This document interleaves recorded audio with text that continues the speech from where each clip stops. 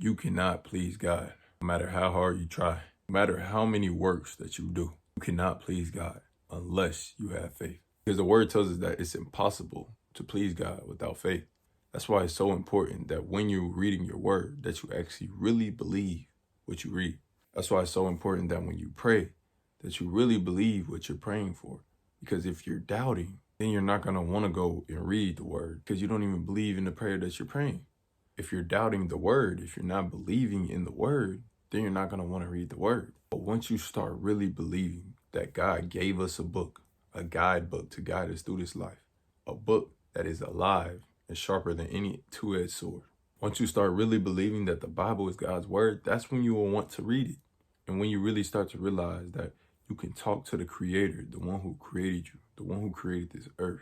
Once you really start to believe that in your prayers, once you really start to believe that your prayers are being heard by the Creator of this earth, you will want to go and pray.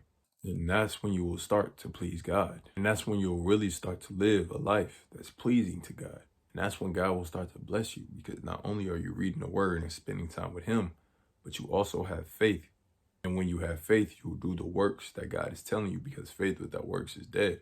And when you have faith, you don't have to do it on your own, because God will transform you. He will make a new heart in you. He will give you a heart that is fully devoted to him. And that's why God says, if you confess out of your mouth and believe in your heart that Jesus is Lord, then you'll be saved. Because when you believe in your heart, God will give you a new heart. You will become new, reborn. You will become a new person. The old things will pass on and you will have new desires. So that's why it's so important to have faith in this walk with Christ. That's why you need faith to please God. And there's a reason why faith is so important, because you have to realize that we use faith in our everyday life. It don't matter if we're on the highway. It don't matter if we're chasing our dreams. We always are using faith.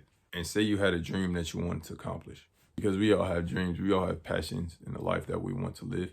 Say you had to dream and you really want it to come true.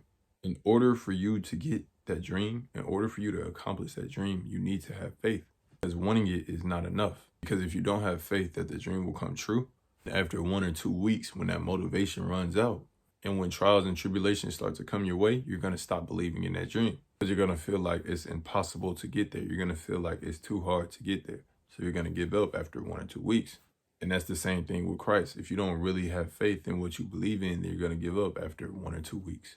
You're going to give up in like a few months because you didn't really believe. You had motivation. You got motivated a little bit to go read the word, to go spend time with God, but you didn't really have faith. And many people want a relationship with God, but they don't have faith in a relationship with God. They want to believe that they can talk to the creator of this universe, but they don't really have faith in it.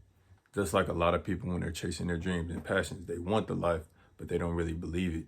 So in this walk with Christ, make sure that you are really having faith in what you believe in. Because faith has so much power to change your prayer life, to change your relationship with God, to just change your life. Because it even says in the word that it takes the faith the size of a mustard seed to move a mountain. So continue to grow your faith, continue to spend time with God, and really believe what you are reading. In the next video, I'm going to be talking about how you can grow your faith and how you can start to get closer to God so that God can change your life and you can start to live a life pleasing to God. So y'all stay blessed.